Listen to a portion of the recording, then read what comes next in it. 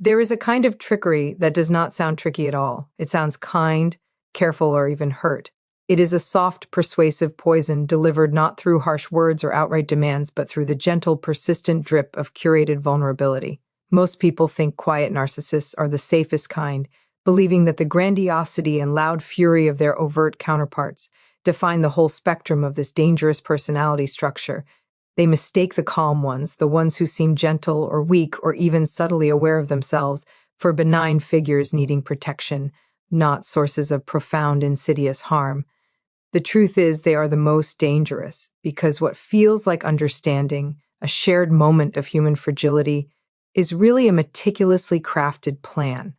They operate on a principle of emotional jujitsu, using your inherent goodness, your capacity for empathy, as the very force to destabilize and control you. They watch how you feel, meticulously cataloging your vulnerabilities, your moral anchors, and your deepest desires to be a good, compassionate person.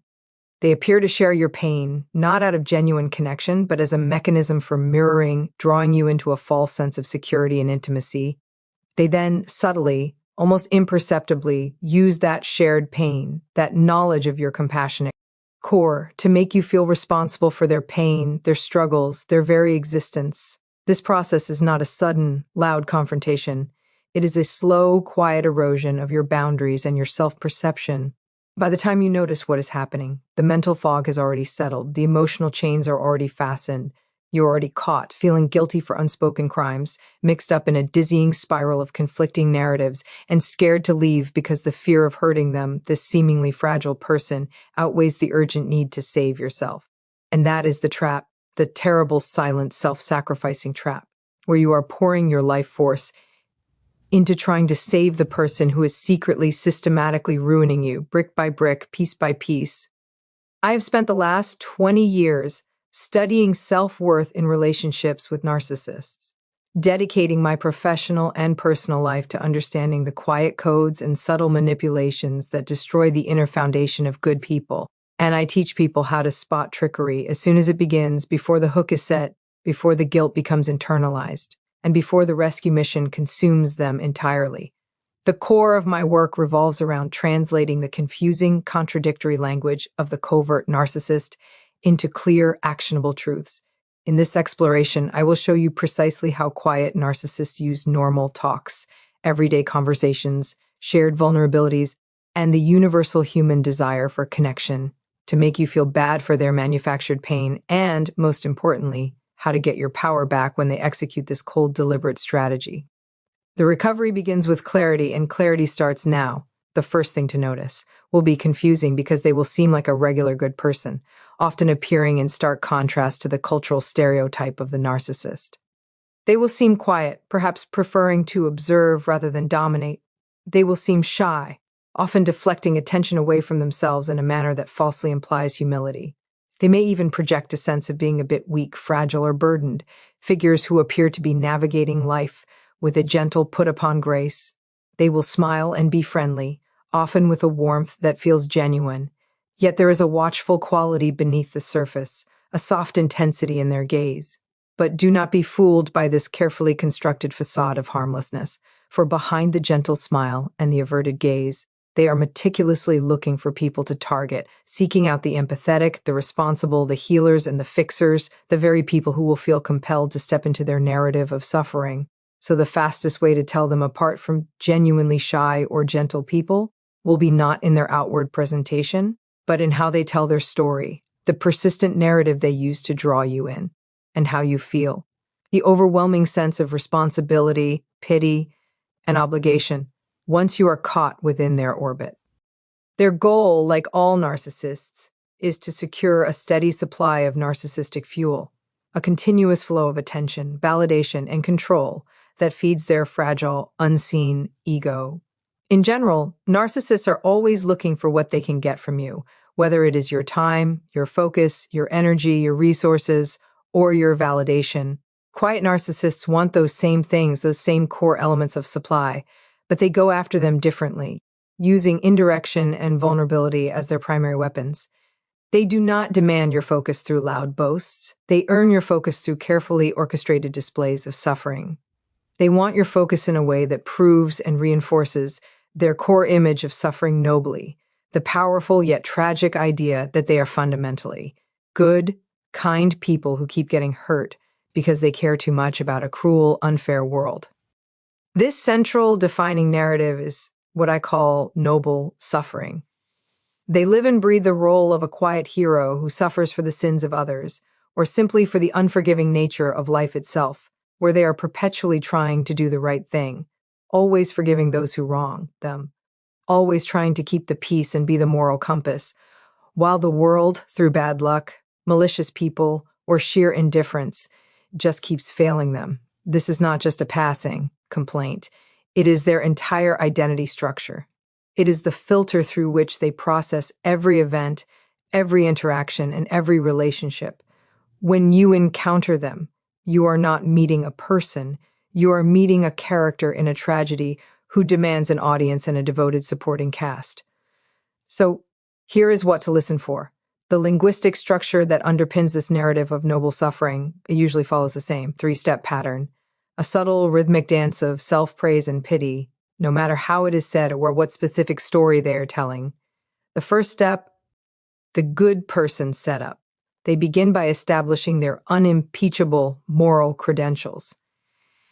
They show themselves as a fundamentally good person, kind, loyal, forgiving, hardworking, and deeply conscientious.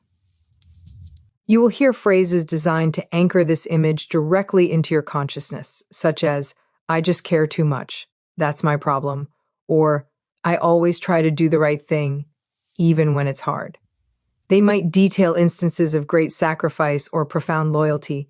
The purpose of this step is not merely to inform you of their virtue, it is to set the stage for the manipulation that follows. It is the assurance that communicates, "I am good, I am safe, and you can trust me completely because I am incapable of malice." This step establishes the premise that they are a morally superior being. The second step, the unfairness narrative. Having established their goodness, the story moves to the inevitable conflict, the unfairness of life, or the specific cruelty of another person.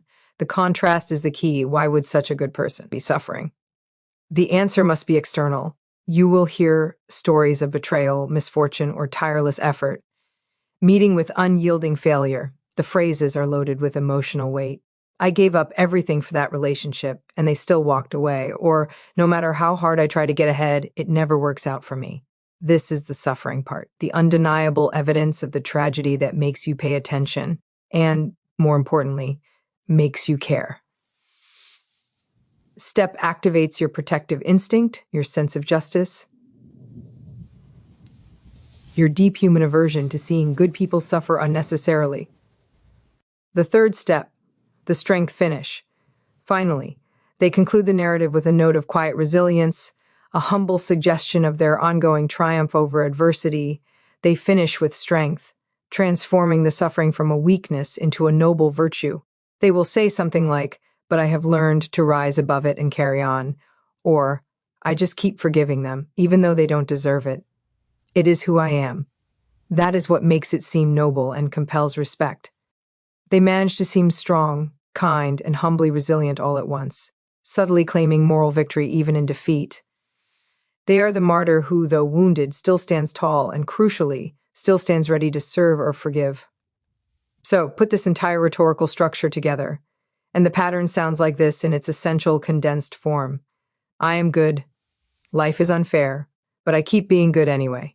That is the noble suffering distilled. It is not loud or clear. It is soft, pleasing to the empathetic ear, and highly persuasive. It is a siren song that makes you want to comfort them, to offer your respect, or most dangerously, to step in and help them finally secure the justice they seem unable to achieve on their own. If you are hearing this breakdown and realizing with a sudden chill that you have heard something exactly like this before, not once, but many times, from that one person who always seems to be the victim, then you have recognized the core mechanism of the quiet predator. This noble suffering story grabs you because you are human, because you possess a functional sense of empathy, and because you are not heartless. The silence and the fragility they project make the need to help feel even more urgent, and most people react to this noble suffering method with real care, with genuine compassion, and with an immediate desire to alleviate the suffering presented when someone sounds kind, humble, and deeply hurt. Your biological and emotional wiring is built to care, to reach out, to soothe, and quiet narcissists know this. They rely on it as the foundation of their entire strategy. They know most people will want to comfort, cheer up, or calm down someone who seems that gentle and fundamentally good, and that responsive care. That is exactly the time, the focus, and the emotional energy they are trying to extract. That is the supply. And once you see that pattern, once you recognize the deliberate, staged choreography of the 3 steps, here is what is really going on underneath it. The psychological reality hidden behind the mask of virtue. They build their whole identity, their entire sense of self-worth and moral superiority around this 3-part story. I am good. Life is unfair, but I am still good. It sounds humble. It sounds like self-awareness, but it is a fundamental lie. They are not good in the sense of possessing genuine, selfless compassion. They are predators hidden beneath a socially acceptable camouflage, designed to make you lower your defenses and invite them into your sanctuary of kindness. Life has not been unfair in the way they claim. It has, in fact, been very fair. They have reaped exactly the consequences their own behaviors, choices, and manipulations have sown. The world has shown the truth of who they are and the hurt they have caused, and their noble suffering narrative is a desperate, ongoing attempt to rewrite that history and evade accountability. They want you to feel bad for them, because that feeling of pity or protective instinct is a key that unlocks your resources. They are creating pain in you. The pain of cognitive dissonance, the pain of moral obligation, the pain of feeling like you are the only one who truly understands them, on purpose because that pain gets them what they want. They know that when you feel bad, you will try to fix the discomfort. You will comfort them. You will help them. You will give them time and energy just to make that awful, churning feeling of injustice or protective responsibility stop within yourself, and that is why they do it. The pain in you is intensely useful to them. They are not only okay with watching you suffer under the weight of their problems, but they often want you to because your suffering, your emotional labor is precisely what gets them what they desire. The victimhood is a transaction, and your empathy is the currency. The next thing to notice, once the initial foundation of noble suffering is established, is the subtle deployment of emotional debt. This is often delivered by someone who sounds almost too sweet, yet simultaneously let down, injecting a potent mix of passive aggression and wounded innocence into the air. It is soft, exquisitely controlled, and yet heavy with palpable disapproval. This manipulative delivery is often used as a corrective measure, deployed whenever you assert a boundary, express a differing opinion, or fail to meet one of their unspoken, often exorbitant, expectations. It might come after the smallest no, an innocent rejection of a plan or request. You might share an idea that does not align with theirs, and the quiet correction follows, delivered with a sigh and a gentle tilt of the head. Oh, I just thought we felt the same way about that, silly me. The words are innocuous, but the tone is a heavy blanket of disappointment, implying that your difference of opinion is a form of betrayal, or it might come during the request itself, a manipulative framing designed to make saying no feel morally untenable, a demonstration of callousness. The quiet narcissist might phrase a demand for your time or resources by saying, "It will really hurt my feelings if you do not come. I told everyone you were the only one who cared." In either scenario, whether it is a response to a boundary or the framing of a request, the underlying message is clear and absolute. Doing what they want is defined as kindness, loyalty, and moral correctness, and not doing it. Choosing yourself, maintaining your boundaries, or holding a different view is automatically defined as cruel, selfish, or negligent. So here's the rule for understanding this manipulative tactic, the pattern of weaponized shame and guilt. It, too, follows a 3-step structure designed to attack your sense of self and your perceived moral standing. The first step, the sensible one setup, they first position themselves as the paragon of objectivity, the calm, fair, and perfectly rational individual. This is an extension of their noble suffering identity, cementing their place on the moral high ground. You will hear things like, "I am only asking this because I thought you would understand, given the circumstances," or "I am just trying to be reasonable here." They wrap their demand in the language of logic and fairness, making their desired outcome appear to be the only sensible conclusion. This step establishes them as the objective judge of the situation. The second step, the guilt and shame injection. Having set the stage for their rationality, they bring in the heavy artillery, guilt and shame. The message changes from a reasonable request to a moral indictment. Your freedom, your decision to hold back, your autonomy, or your preference is now the problem. The focus shifts from the action to your character. You might hear the sharp, wounding phrases, "I did not think you would be that kind of person given how much I trusted you," or "I guess I wrongly judged your priorities. I thought you were more loyal." That is where doing what is right for you, the essential act of self-care, starts to feel like being mean, cruel, or defective to them. It is not just guilt at that point, which focuses on a behavior. I did a bad thing. It is shame used as a weapon, which focuses on identity. I am a bad person. They are not questioning what you did. They are surgically changing who you are in your own eyes. They seek to destabilize your core identity as a good person. The third step, the moral pressure conclusion. Finally, they end with moral pressure, a silent command for immediate compliance. They suggest, with quiet authority, that any truly sensible, caring, or good person would immediately agree, help, or fix the situation without further complaint. They wait for you to fold, for the shame to take hold and compel you to serve them in order to prove that you are, in fact, the good person you believe yourself to be. So, put this rhetorical structure together, and the pattern sounds like this, in its essential condensed form. I am sensible. You are not. Your self-focus is hurting me. Fix it. Their guilt tricks are profoundly effective because they attack your most vulnerable asset, your feeling of who you are, by using your own conscience and internalized morality against you. They create an immediate crisis. When someone suggests, with apparent sincerity and moral authority, that you are selfish, unkind, or fundamentally lacking in loyalty, it violently clashes with your own cherished idea of yourself, the person you have carefully built as a caring, fair, and sensible individual. That conflict, known in psychology as cognitive dissonance, feels absolutely awful, causing immediate internal stress and making you unstable. And because of the innate human desire for psychological coherence, you're going to want to fix that feeling fast. You will be compelled to act, to comply, to apologize, or to sacrifice your needs in order to restore your own self-image.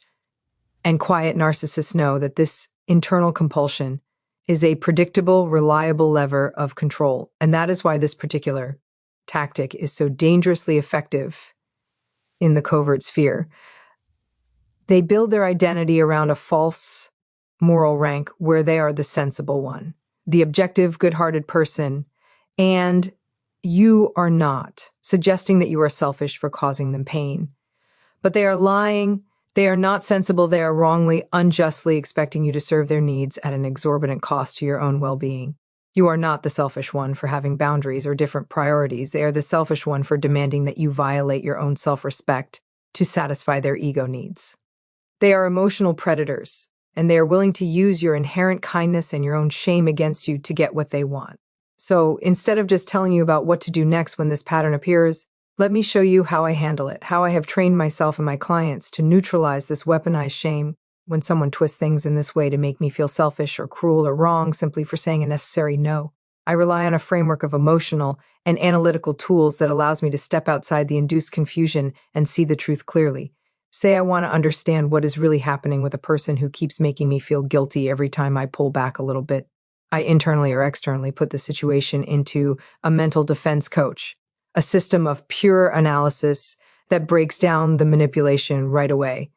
It shows that the guilt I feel is not by accident. It is a feature, not a bug, of their relational strategy. It is on purpose. It is how they pull me back in, how they protect their flawless image of the victimized hero, and how they keep control of the overall narrative of our relationship.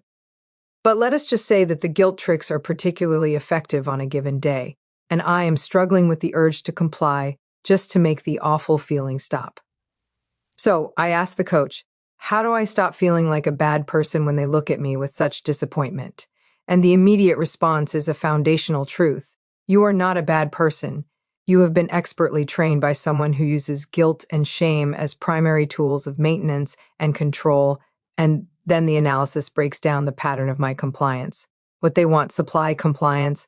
What I am trying to avoid, the discomfort of shame, and what keeps me stuck, the belief that compliance proves my goodness. The analytical tool then gives one clear, powerful next step, a principle for reclaiming autonomy. Let your quietness speak louder than your guilt. Do not argue, do not defend, just withdraw the fuel of your reaction. And lastly, when the moment arrives and I am put on the spot, I ask, well, what do I actually say though? Because sometimes, despite all the analysis, you just need the words, the simple, neutral phrases that are resistant to manipulation. And here is what the framework gives me, a response that is simple, calm, and final. I am not taking part in talks driven by guilt. I have said what I needed to say, and that remains my decision. This response is a simple statement of fact and a boundary, delivered without emotion or apology. It is the language of finality, and it is the only language a quiet narcissist truly understands, because it signals that the supply line has been interrupted. The last thing to notice in the quiet narcissist repertoire is the need to depend hook, the final and perhaps most profound boundary violation.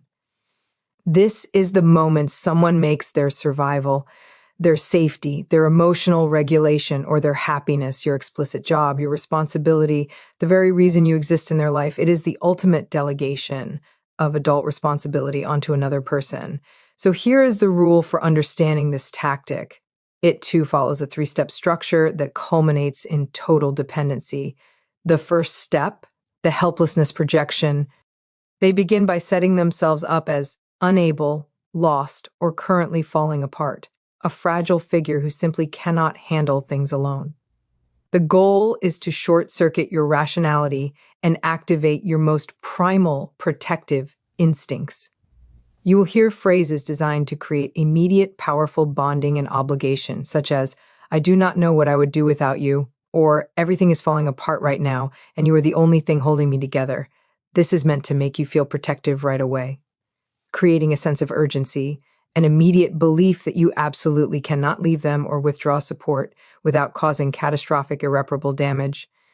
This step establishes the crisis and your mandatory role as the emergency responder. The second step, the job assignment and weight transfer, they move seamlessly from expressing generalized helplessness to issuing specific directions, assigning you the role of the fixer, the healer, the provider, or the rescuer.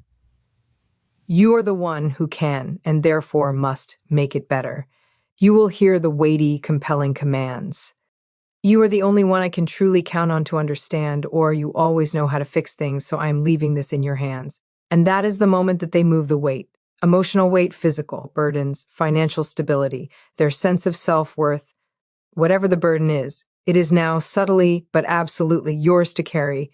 Your life suddenly acquires a new primary purpose. Managing their instability. The third step, the moral pressure of loyalty. Finally, they end with a powerful moral ultimatum. They explicitly state or heavily imply that your willingness to help, to carry the weight, and to sacrifice your own needs is the only true proof of your love or loyalty to them. This is the hook that secures the dependency. You will hear the ultimate loyalty tests. If you really cared about me, you would help me with this one thing, or I thought I could rely on you, but I guess I was wrong.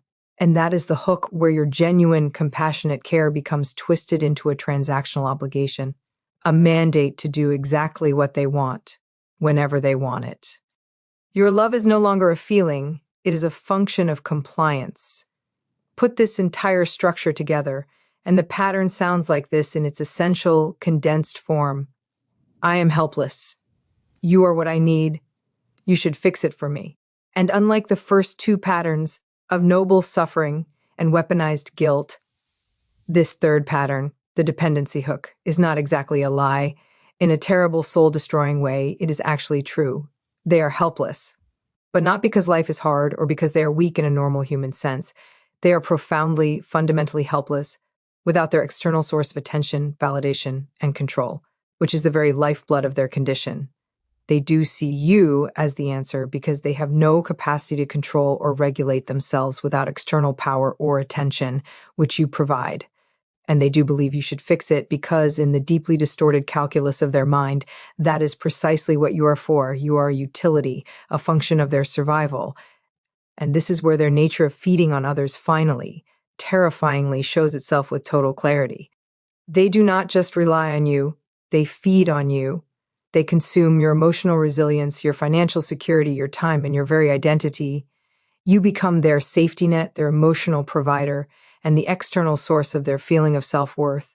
And every time you step in to help them, to rescue them, to carry their weight, you are not saving them. You are keeping alive the very problem that will inevitably ruin you. You are fortifying their dysfunction.